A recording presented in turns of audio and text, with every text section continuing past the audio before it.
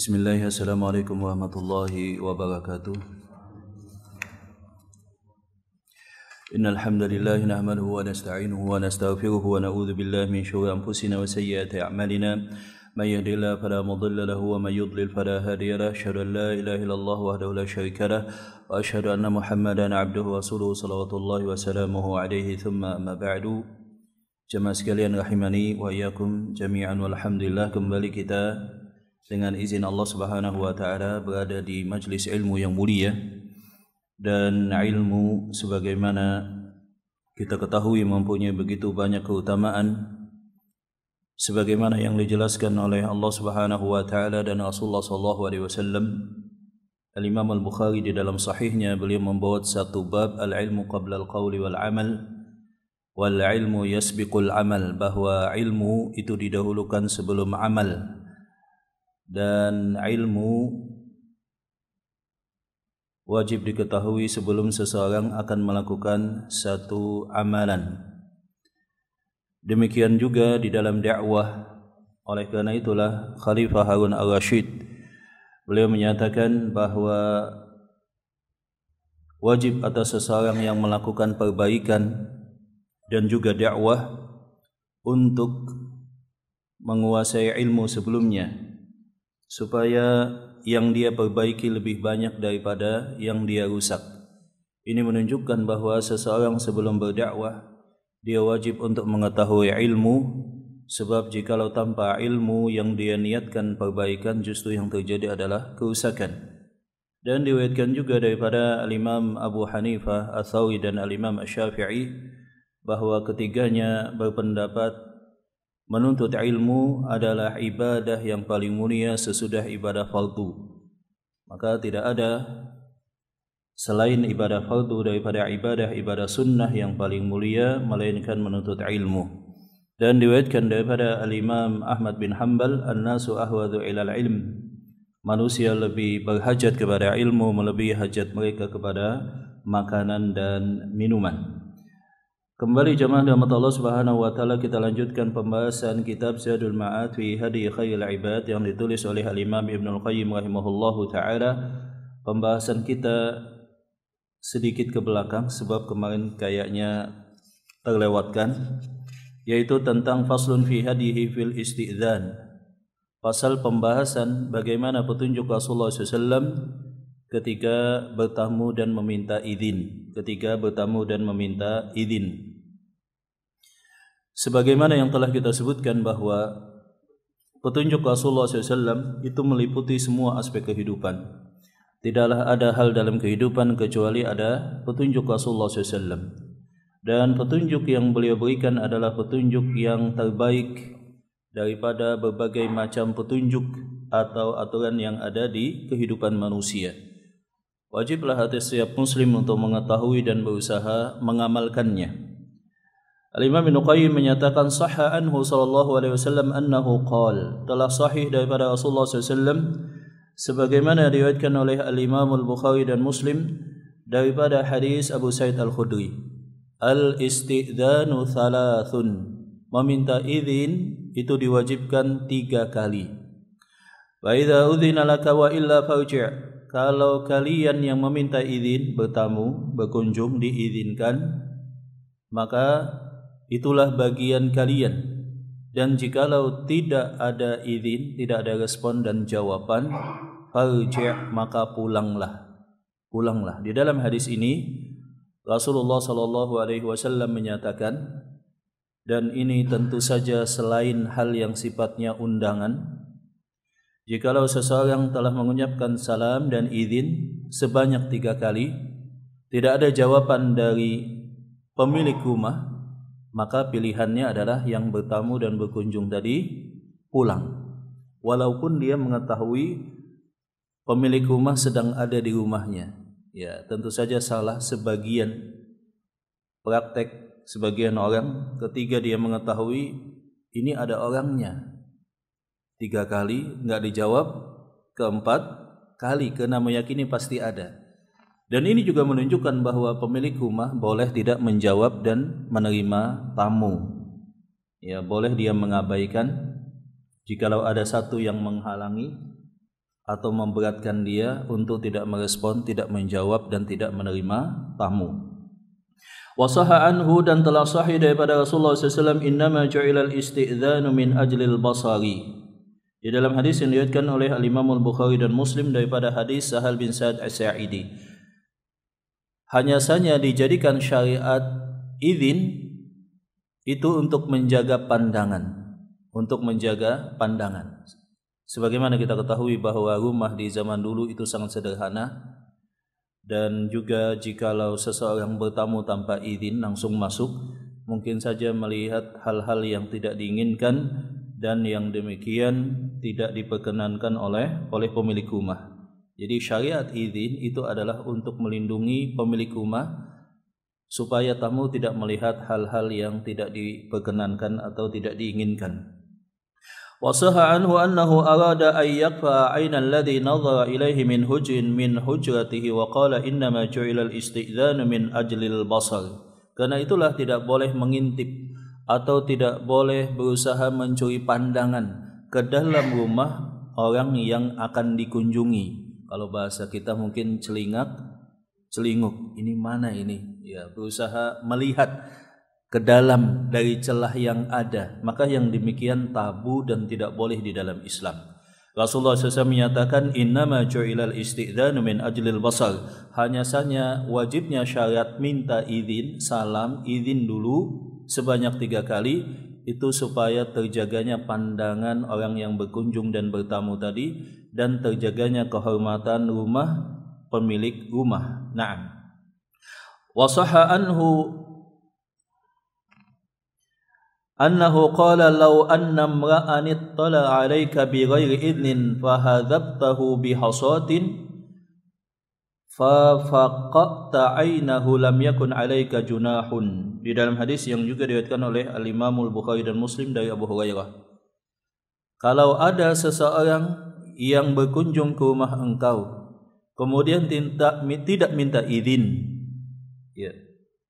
Lau anna imran ittala 'alaika bighairi idzin, ketika ada seseorang yang datang ke rumah engkau kemudian dia celingak dan celinguk, berusaha mencuri pandang dan mencari celah untuk melihat ke dalam, dan engkau melempar matanya dengan batu, misalkan demikian, ya.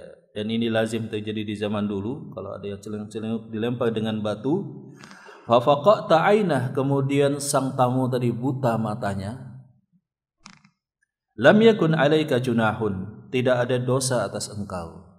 Jadi kalau ada seseorang celinguk berusaha mencuri pandang, mencari celah, ingin tahu apa yang ada di dalam, kemudian seseorang melakukan satu tindakan sehingga melukai mata si pengunjung tadi, maka tidak ada dosa dan tidak ada qisas.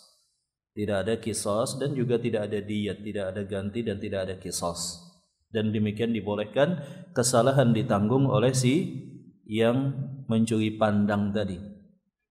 Wa sahha anhu, dan telah sahih daripada hadis Rasulullah sallallahu alaihi wasallam, man ittala ala qaumin fi baitihim bighairi idznihim faqad halla lahum ay yafqa'u ainah. Barang siapa yang dia mencuri pandang, berusaha mencari celah melihat ke dalam rumah orang lain tanpa izin sebelumnya, tanpa dipersilahkan, maka telah halal bagi pemilik rumah untuk membutakan matanya. Masya Allah. Jadi hadisnya sangat tegas demikian. Wa sahha anhu man ittala fi baiti qaumin bighairi idznin fa faqa'u 'ainahu fala diyata lahum wala qisasa. Demikian juga barang siapa yang datang kemudian tanpa etika berusaha melihat ke dalam, maka jikalau pemilik rumah membutakan matanya dengan satu tindakan, tidak ada dosa, tidak ada diyat atau denda, dan tidak ada qisas. Tidak ada qisas. Qisas itu adalah melukai maka dilukai, membutai maka dibutakan, membunuh jiwa maka kembali dihukum mati. Tidak ada demikian. Ini kasus terhadap seseorang yang mencuri pandang, mencari celah, celingak-celinguk. Apalagi seseorang yang masuk ke dalam rumah tanpa izin, Wa sahha anhu at-taslimu qabla al-isti'dzani fi'lan wa ta'liman. Dan telah sahih daripada Rasulullah SAW praktek dan perintah bagi kaum muslimin sebelum ketika bertamu untuk meminta izin. Beliau praktekkan yang demikian dan beliau ajarkan dan beliau perintahkan kepada para sahabat untuk melatih anak-anak mereka untuk demikian. Mengucapkan salam kemudian minta izin. Di sini ada khilaf di kalangan para ulama, apakah salam duluan, apakah minta izin duluan ataukah bersamaan. Wasta'dzana alaihi rajulun faqala a'aliju, dan pernah satu saat seorang sahabat minta izin kepada Rasulullah SAW, a'aliju, apakah aku boleh masuk? Seseorang datang ke hadapan rumah Rasulullah SAW, a'aliju, apakah aku boleh masuk wahai Rasul? Faqala Rasulullah SAW lirajulin, maka Rasulullah SAW menjawab, ukhruj ila hadha fa'allimhu al-isti'dzana. Maka Rasulullah SAW perintahkan kepada keluarganya, datangi laki-laki yang di depan itu supaya keluar dulu, kemudian ajarkan tentang etika minta izin. Faqullah, ajarkan kepada dia, assalamualaikum a'adkhul, ucapkan salam dulu, kemudian ucapan apakah aku boleh masuk. Berdasarkan hadis ini, maka salam didahulukan, setelah salam baru kemudian izin. Kalau di kita kan ketuk pintu dulu, kemudian assalamualaikum, ya, baru kemudian kalimat-kalimat izin yang lain. Menunjukkan salam didahulukan. Salam baru kemudian minta izin. Fasami'ahu rajulu faqala assalamualaikum adkhul, maka laki-laki tadi kemudian mengulang, dia mengucapkan salam, assalamualaikum adkhul, bolehkah aku masuk? Fa'adzina lahu Nabi sallallahu alaihi wasallam fadakhala, maka Rasulullah SAW mengizinkan dan laki-laki tadi masuk ke dalam rumah Rasulullah sallallahu alaihi wasallam.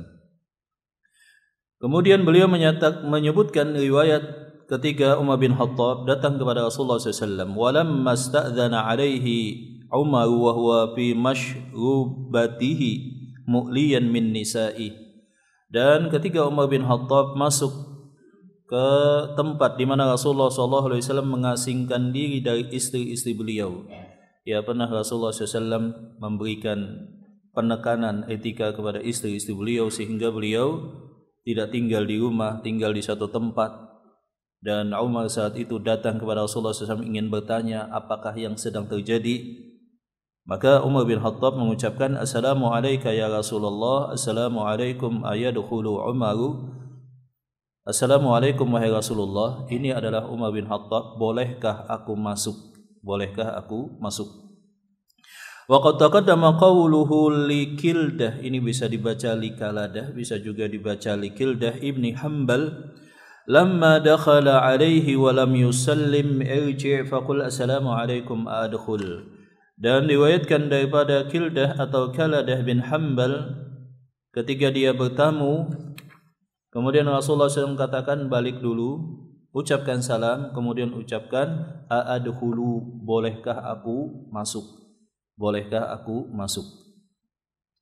Wa fi hadhihi as-sunani raddun ala man qala yuqaddimu al-isti'dzanu 'ala salam. Hadis-hadis yang disebutkan di atas, kata Imam Ibnu Qayyim, assalamualaikum a'adkhul, salam dulu kemudian bolehkah aku masuk, menunjukkan bahwa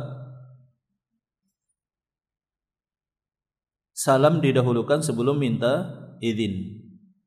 Salam didahulukan sebelum minta izin. Wa raddun ala man qala in waqa'at ainuhu ala sahibil manzil qabla dukhulihi bada'a bis salam. Dan ini menolak pendapat sebagian orang yang menyatakan bahwa jikalau sang tamu dengan tuan rumah telah saling melihat dari jauh, maka yang didahulukan adalah minta izin. Kalau tidak demikian, maka yang didahulukan adalah salam.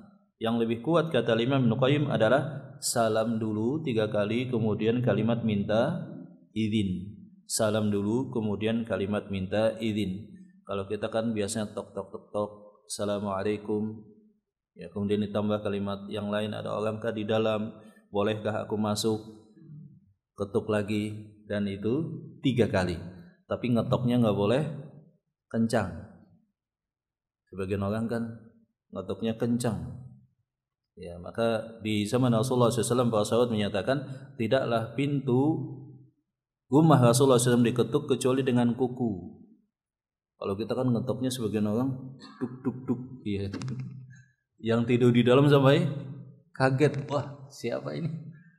Harusnya dengan suara yang pelan, dengan kuku, ujung jari, seperti itu, masya Allah. Wa kana man hadiya ijastadana thalathan wa lam yu'dhan lahun sarafa.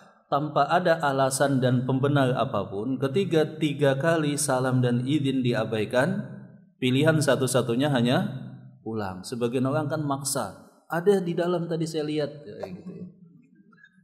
Maksa. Ini enggak boleh, dengan alasan apapun enggak boleh maksa. Wa huwa raddun 'ala man yaqulu in dhanna annahum la yasma'u zada 'ala thalath. Dan hadis Rasulullah SAW, kalau salam dan izin kalian 3 kali tidak dijawab, maka fansarif, pulanglah kalian. Itu adalah perintah, dan perintah menunjukkan izin.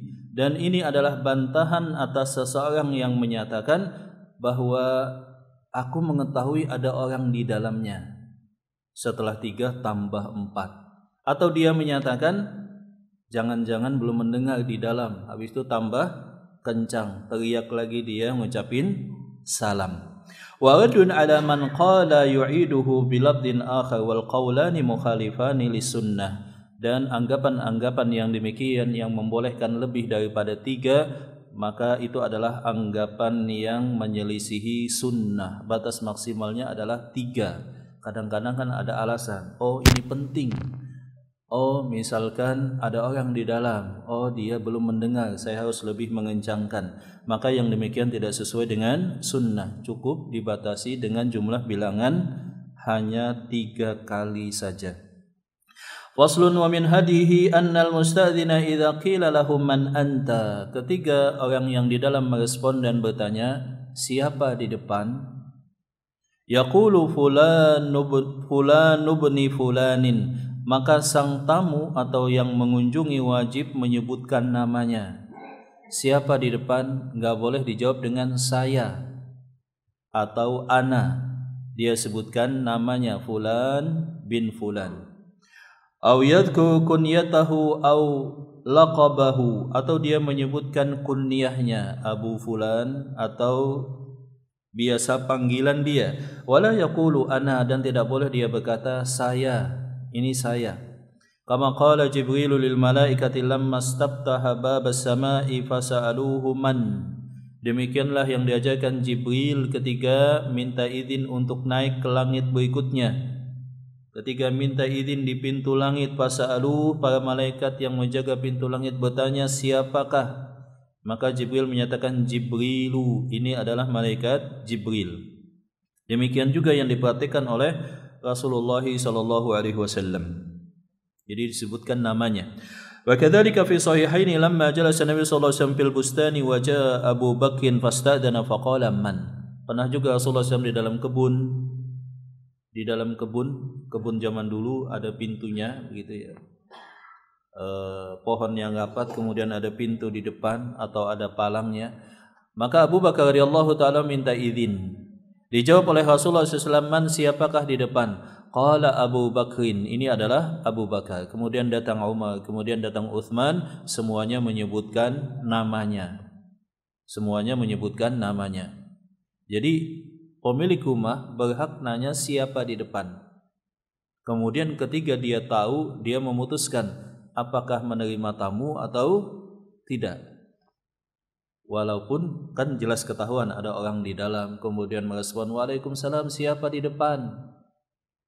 Mungkin bagi tamu hal yang demikian tidak etis, tapi berhak bagi pemilik rumah ketika mengetahui oh yang di depan ini si fulan bin fulan, kemudian dia memutuskan terima tamu atau tidak. Sebab terkadang beda keputusan pemilik rumah apakah menerima tamu atau tidak, berdasarkan pengetahuan dia tentang siapa yang berada di depan rumahnya. Dan itu tidak boleh tersinggung. Kita yang bertamu ketika sudah sebut nama kok enggak dibukain pintu misalkan. Mungkin saja lagi sedang sedang repot, sedang alasan-alasan yang lainnya.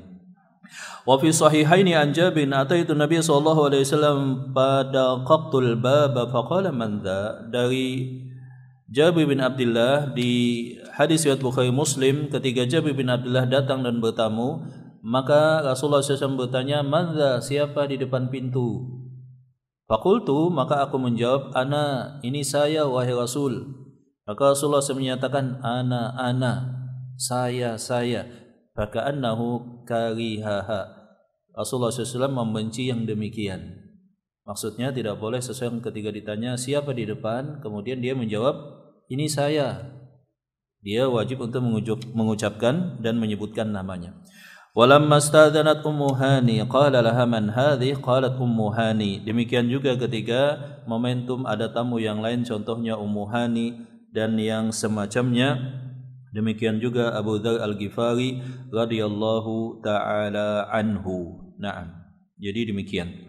Waslun wa qad rawa Abu Dawud anhu min hadithi Qatadah wan Abi Rafi'in an Abi Hurairah Rasulul rajuli ila rajuli idnuhu. Dalam kasus undangan, misalkan ada pengutus, zaman dulu kan ketika ngundang ngutus utusan, maka ketika datang dengan utusan tadi itu sekaligus sebagai izin.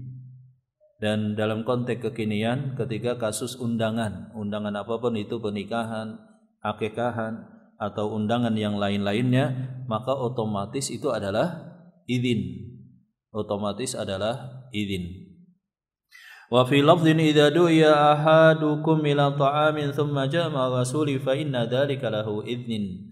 Dan Rasulullah SAW menyatakan, jikalau kalian diundang untuk menyantap makanan bersama, kemudian kalian datang bersama si utusan pengundang tadi, itu otomatis sudah izin, legalitas izin, dan tidak perlu lagi minta izin berikutnya kalau datang bersama si pengutus.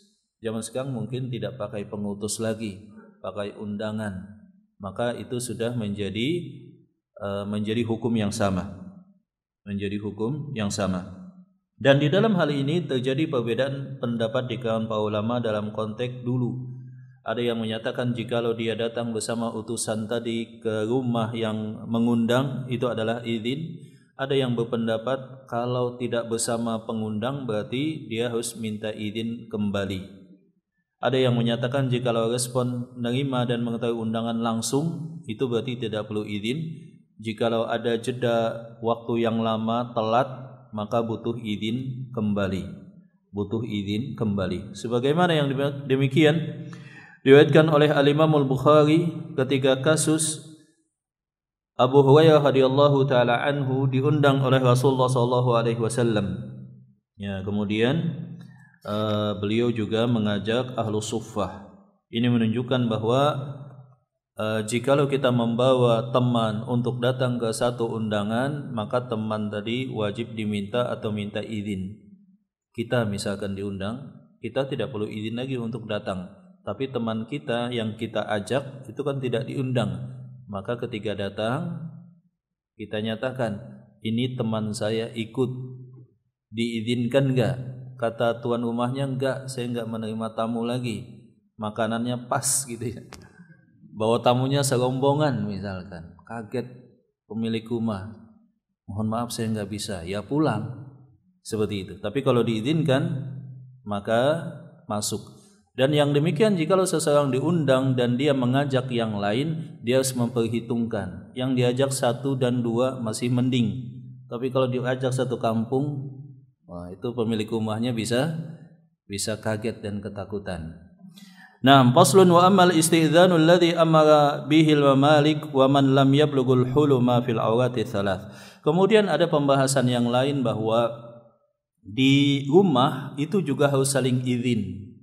Di rumah jikalau ada sekat, ada pintu, berarti kan ada privasi. Maka anak izin terhadap orang tua. Saudara yang satu ketika beda jenis kelamin, laki-laki dengan perempuan harus izin juga. Akan tetapi 2 yang tidak butuh izin. Yang pertama orang tua ke kamar anaknya. Yang kedua suami ke kamar istrinya. Lah Ustaz, memang suami sama istri beda kamar? Ya dibolehkan, tidak masalah. Jadi tidak wajib suami dan istri harus satu kamar, boleh beda kamar seperti itu. Walaupun di tempat kita memang biasanya suami dan istri itu pasti otomatis dan selalu satu kamar. Tapi beda, kalau di Arab kan kadang ada yang satu kamar, ada yang beda. Apalagi rumahnya gedung misalkan, tingkat pertama istri pertama misalkan, kedua istri kedua. Jadi suaminya beda lagi kamarnya, seperti itu.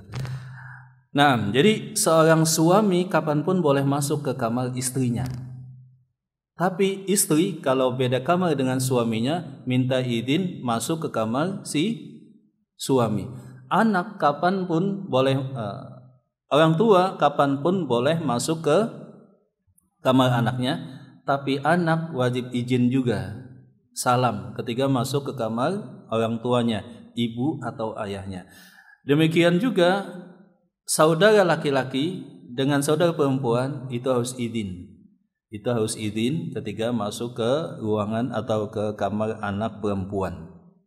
Dan ini pada 3 waktu jemaah dirahmati Allah Subhanahu wa taala, sebagaimana firman Allah di dalam surah An-Nur ayat 58, ditekankan 3 waktu ini wajib izin.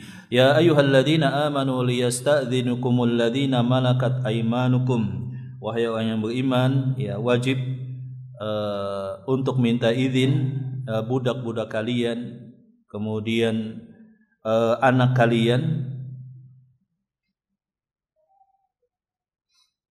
Coba dibacakan ya, An-Nur ayat 58 ya. Coba dicarikan ayatnya.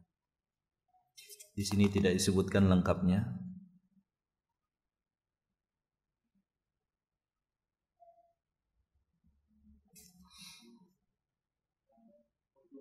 Ya, terjemahannya ya. Wahai orang-orang yang beriman, hendaklah hamba sahaya baik laki-laki maupun perempuan yang kalian benci, dan orang-orang yang belum balik di antara kalian meminta izin kepada kalian pada 3 kali kesempatan, yaitu sebelum sholat subuh, ketika kamu menanggalkan pakaian keluarmu di tengah hari, dan setelah sholat isya. Itulah 3 aurat atau waktu bagi kamu. Iya. Iya, nah, jadi 3 waktu ini sangat ditekankan terutama, yaitu sebelum waktu sholat subuh atau sesudah sholat subuh, kemudian sesudah sholat zuhur, dan ketiga akan istirahat di malam hari. Itu saat ketika seseorang biasanya menanggalkan pakaian lengkapnya, maka diajarkan pada anak untuk minta izin, kemudian hamba sahaya dan yang semacamnya.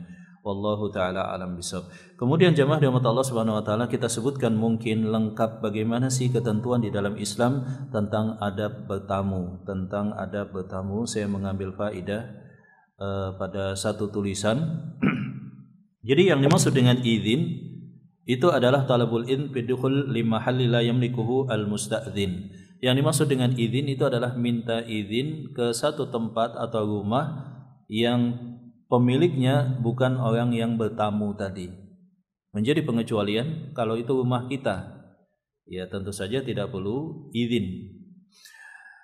Hukmu al-istidzan, hukum izin. Hukum izin ini adalah wajib. Jadi minta izin dalam bentuk ngetuk pintu, ngucapin salam, kemudian izin akan masuk, ini hukumnya adalah wajib. Sebagaimana firman Allah Subhanahu wa taala, ya ayyuhalladzina amanu la tadkhulu buyutan ghayra buyutikum hatta tasta'nisu wa tusallimu ala ahliha. Wahai orang yang beriman, kalau kalian akan masuk satu rumah selain rumah kalian, maka minta izinlah dan ucapkanlah salam. Dan hikmahnya sebagaimana kita ketahui tadi adalah untuk melindungi pandangan hal-hal yang tidak ingin dipandang oleh pemilik rumah dari kondisi di dalam rumahnya. Innama ju'ilal isti'dzanu li ajlil basar, dan disyariatkan izin supaya untuk melindungi pandangan terhadap apa yang ada di dalam rumah. Kemudian sifat izin tadi adalah salam, kemudian kalimat boleh enggak masuk.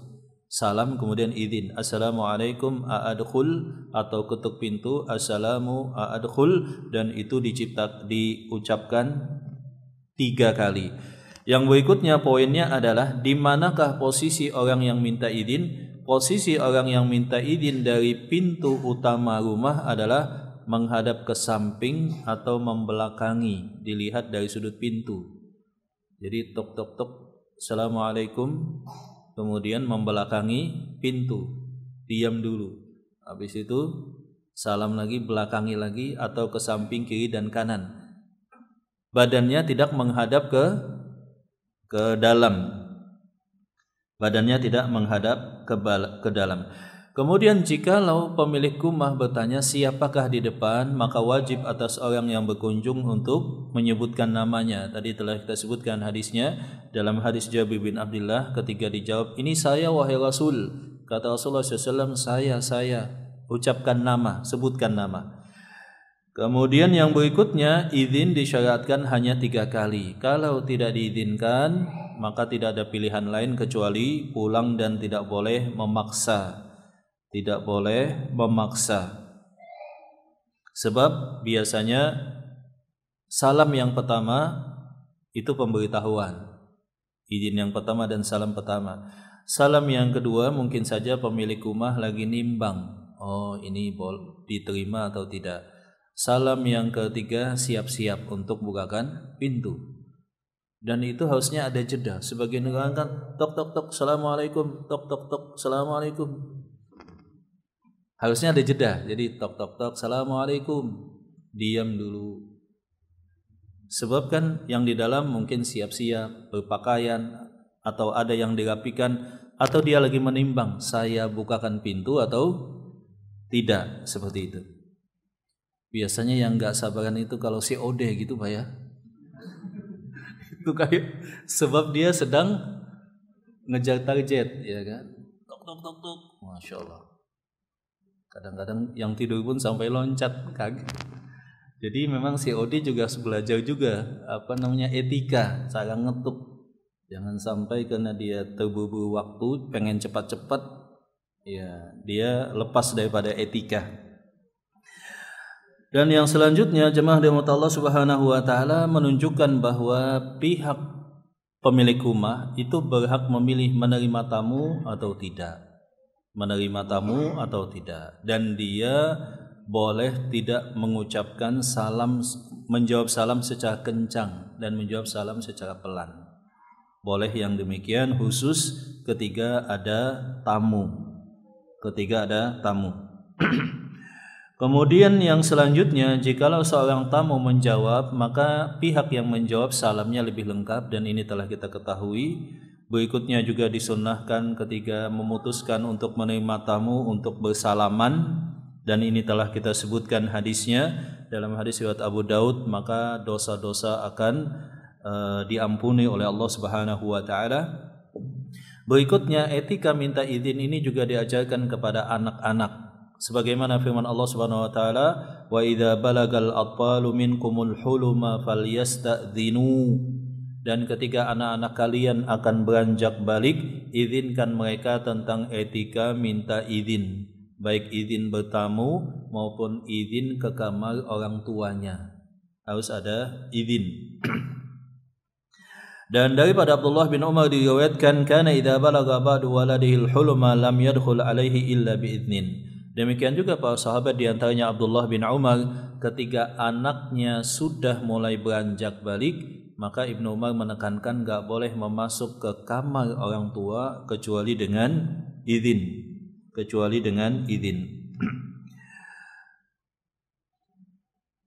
Dan tadi telah kita sebutkan tidak berlaku orang tua ke kamar anaknya atau suami ke kamar istrinya. Kemudian layam bagi al-ayyaduka al-baba bi'unfin. Tidak boleh seseorang tamu mengetuk pintu secara kencang. Hadisnya adalah hadis Anas bin Malik, "Inna abwaban Nabi sallallahu alaihi wasallam kanat tuqra'u bil adhafiri." Hadis riwayat Bukhari. Adalah pintu rumah-rumah Rasulullah SAW itu tidaklah diketuk kecuali dengan kuku, pelan saja, atau dengan jari. Tidak boleh dengan kepalan atau semisalnya yang kencang. Tidak boleh. Yang berikutnya, ketika diundang, maka tidak boleh seseorang sampai mendirikan seseorang yang telah duduk duluan dari tamu. Misalkan tamunya ada beberapa orang, seseorang datang karena dia mungkin punya posisi atau jabatan atau kelebihan, kemudian dia mendirikan orang lain sampai berdiri, dia duduk di situ. Atau yang duduk segan, kemudian dia mau pindah, maka yang baru datang tadi melarangnya, tetap di tempat engkau. Tidak boleh sampai ada orang lain duluan berdiri untuk dia. Berdiri untuk dia. Termasuk juga di masjid. Di masjid itu kan siapa yang duluan, dia yang ke depan. Tidak peduli status apapun. Siapa yang duluan, dia berhak untuk ke depan.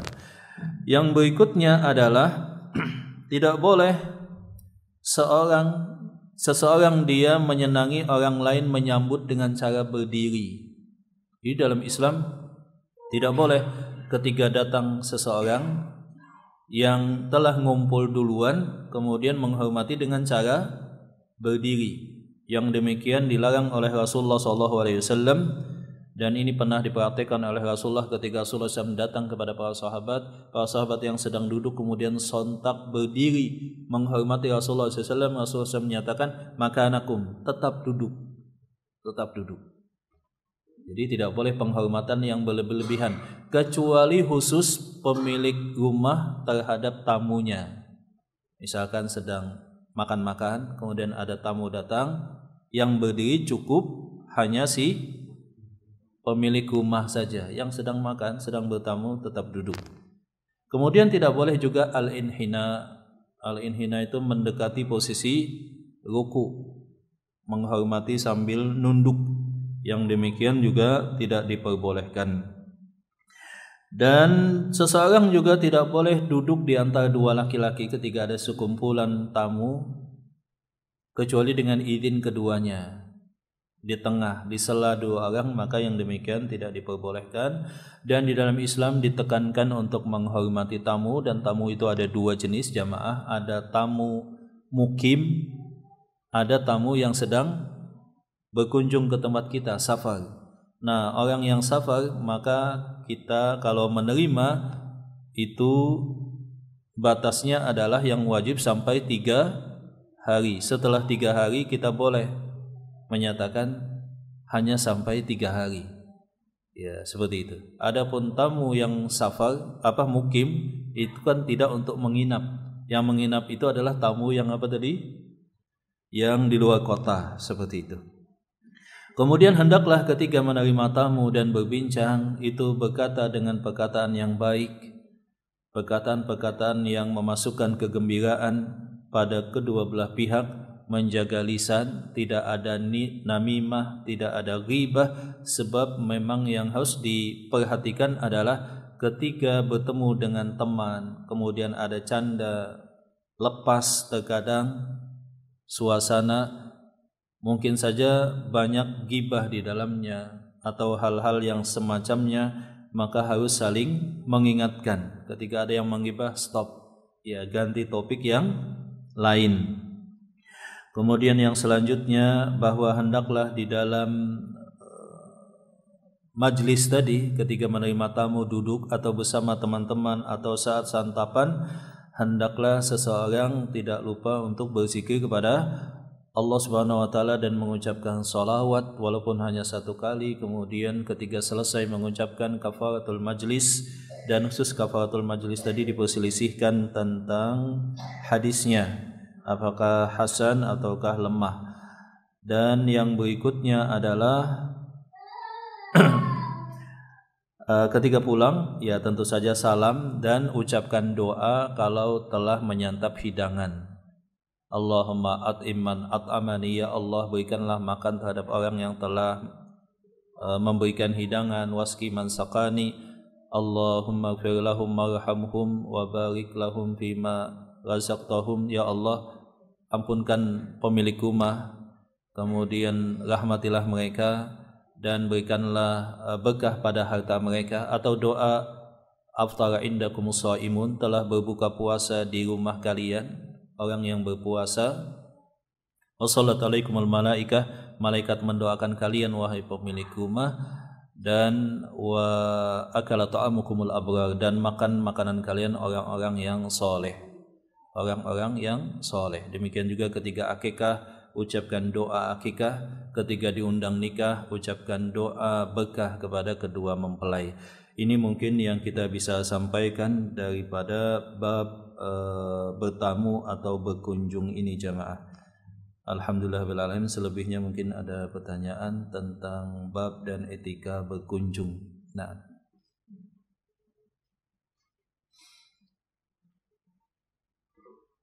silahkan Pak, mungkin ada. Ya, silahkan.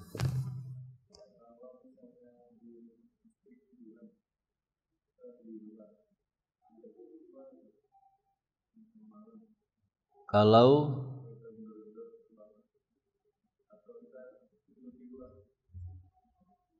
ya, ketika kita safar misalkan datang di di malam hari, maka di zaman dulu itu kalau malam telah larut memilih tidak masuk ke dalam rumah, ngutus utusan dulu. Kalau sekarang kan gampang ya, kita bisa tidak ngutus utusan tapi pakai handphone, ya, siap-siap gitu maksudnya, rumah sudah rapi, ya kan, keluarga juga nggak kaget, dan tidak boleh seseorang mengagetkan di malam hari, ketika telah larut malam, seperti itu. Ya, ada yang lain?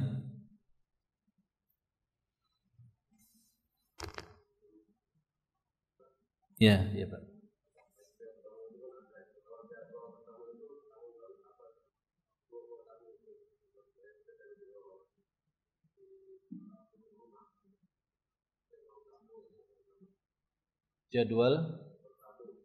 Jadwal bertamu. Ya, secara asalnya kita boleh bertamu walaupun kalau zaman sekarang kan alhamdulillah sudah ada handphone, kita bisa pemberitahuan terlebih dahulu, nelpon atau WA, kemudian bertamu, itu lebih memungkinkan, insyaallah pasti diterima, maka itu kita lakukan. Di luar itu maka seseorang boleh bertamu ke rumah siapapun, ya tentu saja dengan memperhatikan ketentuan-ketentuan.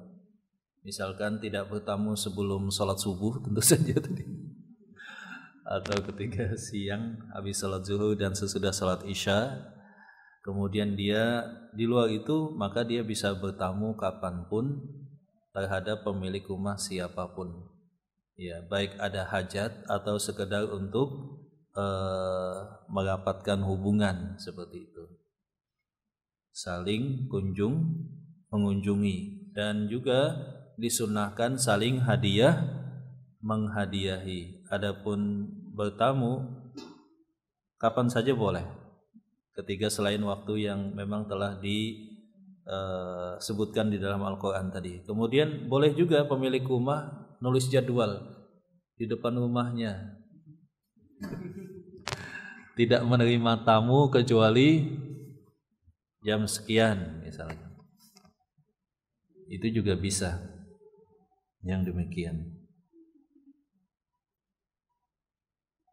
Iya, yang susah kalau yang datang adalah debt collector Pak ya. Wah, itu repot. Itu nggak terima, nggak dijawab, dia pasti nagih, dia kan. Memang tujuan dia kan nagih, kemudian nekan.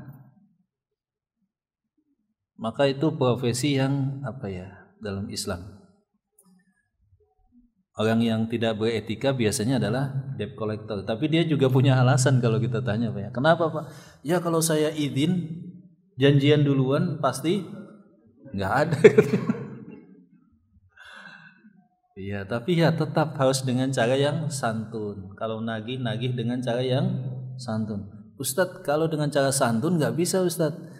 Nah, maka lebih aman memang tidak jadi debt collector seperti itu. Cari profesi yang lain. Ya, ada pertanyaan lain, silahkan Pak. Ya.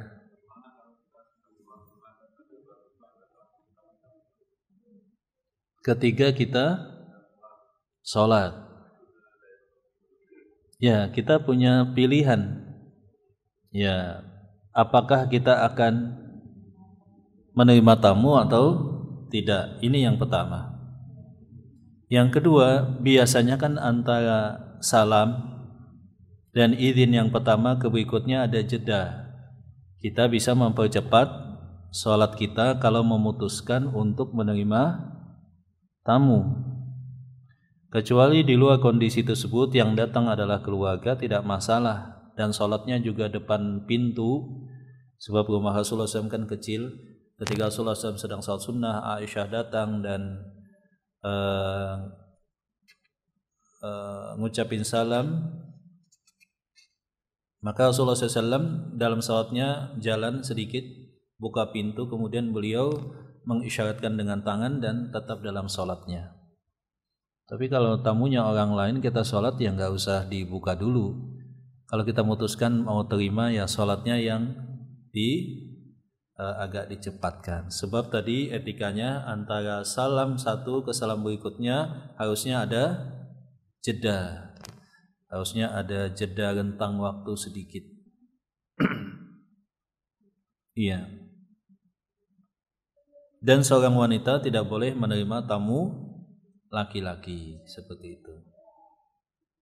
Ya, silakan, ada yang lain? Iya, Pak.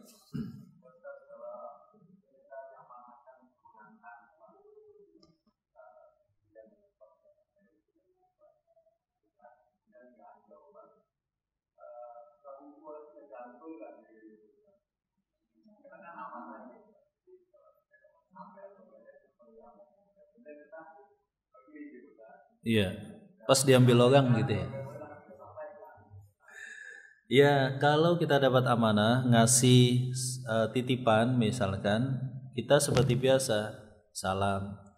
Tapi kalaupun tidak ada, maka kita bisa taruh depan rumahnya. Yang kita besar sangka kita bahwa benda tersebut aman. Benda tersebut aman. Jangan sampai pas kita taruh, kemudian kita pulang, benda tersebut hilang. Tapi kalau kita memastikan oh aman saja, tidak masalah, kemudian kita juga kasih pemberitahuan, maka yang demikian tidak masalah sama sekali. Sebab kan kalau hilang itu kembali pada hukum apakah wajib mengganti ataukah tidak, seperti itu. Maka dalam kasus demikian, kalau dia yakin tidak aman, maka tentu saja dia mengganti. Kalau ada kemungkinan tidak aman maksudnya. Kalau kemungkinan tidak aman. Iya.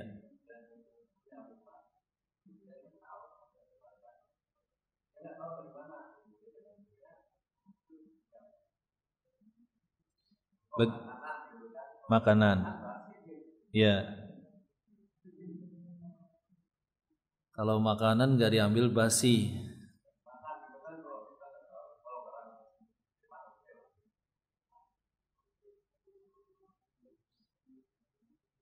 Maksudnya kita ngantar makanan, Pak ya? Ya.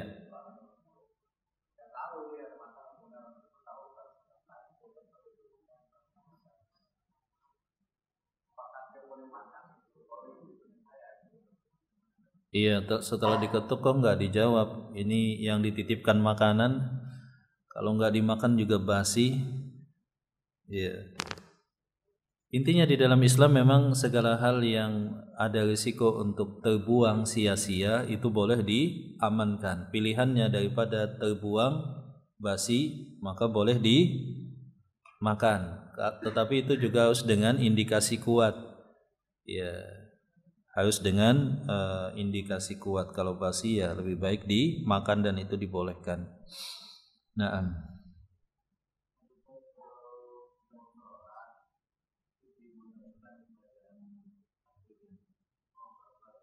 Betul. Ya. Jadi salah satu yang disebutkan oleh para ulama bahwa ketika kita sholat di dalam rumah, maka salah satunya adalah kita mengencangkan bacaan kalau kita memutuskan akan menerima tamu, ya. Dan itu pilihan sebetulnya, pilihan apakah kita kencangkan ataukah tetap pelan. Sebagaimana pilihan bagi pemilik rumah apakah mau menerima tamu ataukah mengabaikan. Jadi kalau salat sunnah ya kita pengen gak terima tamu ya biasa saja salatnya pelan. Tapi kalau kita tahu oh sudah janjian, oh ini keluarga juga, oh ini penting dan kita akan ini, dan kita tidak ingin membatalkan salat kita atau baru mulai, dan supaya tidak salah paham kita kencangkan bacaan kita, maka yang demikian boleh, bacaan takbirnya maksudnya.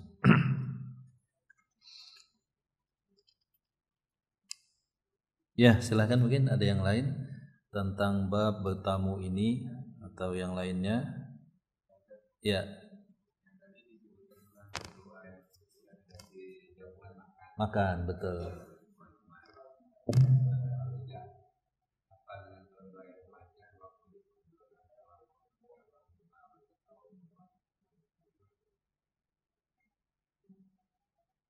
Iya. Jadi bagi tamu dia juga memang harus mendoakan ketika dihidangkan makanan, ya kan. Tadi doanya di antaranya ada 3 yang diriwayatkan, aftar indakumus shaimun wa sallat alaikumul malaikatu wa akala ta'amukumul abrar. Ini yang pertama. Atau yang kedua misalkan Allahumma at'im man at'amani wasqi man saqani. Atau yang ketiga Allahumma gfir lahum, ya Allah ampunkan dosa mereka, warhamhum, rahmatilah mereka, wa barik lahum fima razaqtahum, dan berikanlah rezeki pada harta yang diberikan kepada mereka. Ketiga akikah kita ucapkan doa barakallahu fil mauhubi laka wa syakartal wahiba wa ballagha syuddahu wa uzikta birrah. Ketiga pernikahan kita ucapkan doa kepada orang yang nikah mempelai selain doa setelah dihidangkan makanan. Barakallahu laka wa baraka alaikuma wa jama'akuma fi khairin. Dan ini tujuan kita tadi diundang ngucapin doa. Jadi jangan sampai misalkan akikahan yang datang akikah pada enggak ngucapin doa akikah. Diundang untuk pernikahan tapi tamu-tamu undangan enggak ngucapin doa berkah kepada kedua mempelai. Dihidangkan makanan, yang datang gak ngucapin doa, hanya kalimat terima kasih, itu belum mencukupi. Intinya mendoakan yang ngundang, yang menghidangkan makanan, yang akikahan, yang nikahan. Kalau gak hafal bagaimana? Ya idealnya tadi dengan doa-doa yang diajarkan oleh Rasulullah SAW. Kalau gak hafal ya kita bisa dengan bahasa Indonesia sambil pamitan, Pak semoga apa misalkan kita doakan seperti itu, dan itu memasukkan kegembiraan kepada hati orang yang diundang. Kadang-kadang kan orang undang datang tanpa salam, pulang juga tanpa kalam dan terima kasih. Nah ini tentu saja menyedihkan bagi si pemilik rumah. Jadi pemilik rumah itu senang ketika kita pulang, kita terima kasih, kemudian kita doakan. Wah, masya Allah, itu akan merasa senang. Nah, sampai di sini mungkin kajian kita. Ya Pak, silakan. Waalaikumsalam.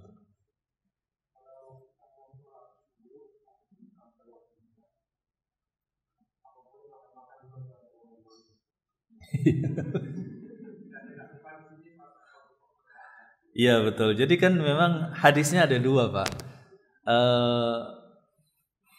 Yang pertama adalah hadis sahih yang diriwayatkan oleh Imam Muslim, dan itu juga terdapat dalam kitab Riyadhus Shalihin, bahwa atas setiap Bani Adam itu wajib bersedekah atas setiap ruas tulang di tubuhnya. Setiap kalimat tahlil adalah sedekah, tahmid adalah sedekah, amar ma'ruf nahi munkar adalah sedekah, dan mencukupi dari sedekah semua ruas tulang yang ada di tubuhnya 2 rakaat di waktu duha, 2 rakaat di awal siang. Itu enggak masalah kalau konteksnya hadis itu. mau ngobrol, mau makan gak masalah. Sholat 2 rakaat sebagai apa tadi? Konteksnya sedekah dari semua ruas tulang yang ada di tubuhnya. Atau yang kedua, hadis yang diriwayatkan oleh Tirmidzi misalkan, tidaklah ada orang yang sholat subuh berjamaah duduk di mana tempat dia sholat, dia tidak berbicara berzikir kepada Allah, tidak berbicara terhadap hal dunia, kemudian terbit matahari meninggi sedikit dia sholat 2 rakaat, kecuali dia mendapatkan pahala umrah yang sempurna. Kalau konteksnya hadis itu memang nggak boleh ngobrol dulu, seperti itu. Kalau yang pertama disepakati oleh para ulama adanya 2 rakaat di awal siang, baik itu mau dinamakan sholat duha atau sholat yang lainnya, dan tidak terlalu penting nama, ini disepakati. Adapun konteks sholat duha itu kan beda para ulama pendapatnya. Ada yang menyatakan ada sunnah sholat duha, ada yang menyatakan tidak ada sunnah sholat duha kecuali malamnya tidak tahajud. Makanya saya kurang sependapat kalau ada sekolah muridnya itu diwajibkan sholat duha. Kalau nggak sholat duha disangsi misalnya. Bahkan saya baca berita kemarin itu di satu sekolah Islam, anak perempuan itu sedang malas sholat duha, oleh gurunya dilempar dengan papan. Ternyata di papan itu ada pakunya, kena kemudian meninggal. Ya, jadi sebetulnya yang sunnah ya tetaplah sunnah, tetaplah motivasi, atau sekali 2 kali atau intensitas yang jarang bisa sekolah menekankan, tapi tidak diwajibkan. Kalau konteksnya adalah sholat syuruk tadi yang pahala haji atau umrah atau keutamaan-keutamaan yang spesifik tadi, itu memang para ulama beda. Ada yang menyatakan hadisnya kuat, ada yang menyatakan hadisnya lemah. Tetapi semuanya sepakat di waktu awal siang itu, kalaupun bukan duha, kalaupun bukan syuruk, tetap disunahkan 2 rakaat, yaitu sebagai apa tadi? Sedekah. Ya, jadi tidak untuk diperdebatkan. Intinya kalau misalkan di masjid, kita sedang di masjid ada kajian, ya kita bisa sholat sunnah. Entah itu dinamakan sholat syuruk misalkan kalau mengacu pada hadis duduk habis sholat tadi tanpa ngobrol agama, atau itu diposisikan sebagai hadis sedekah terhadap tulang kita, atau itu juga otomatis karena di waktu sholat duha, bagi yang berpendapat sunnahnya sholat duha termasuk sholat duha yang diawalkan. Jadi nggak masalah Pak, misalkan kajian selesai jam 6, syuruknya jam 7.15, ada hidangan atau ngobrol dulu nggak masalah. Tetapi ngobrol agama, tetapi itu berarti bukan dalam konteks dapat pahala umrah yang sempurna. So umrah yang sempurna tadi kan mensyaratkan sholat, duduk di tempat di mana dia sholat, berzikir kepada Allah, tidak berbicara tentang dunia, begitu. Nah, sampai di sini semoga bermanfaat. Barakallahu fikum. Alhamdulillahirabbil alamin. Assalamualaikum warahmatullahi wabarakatuh.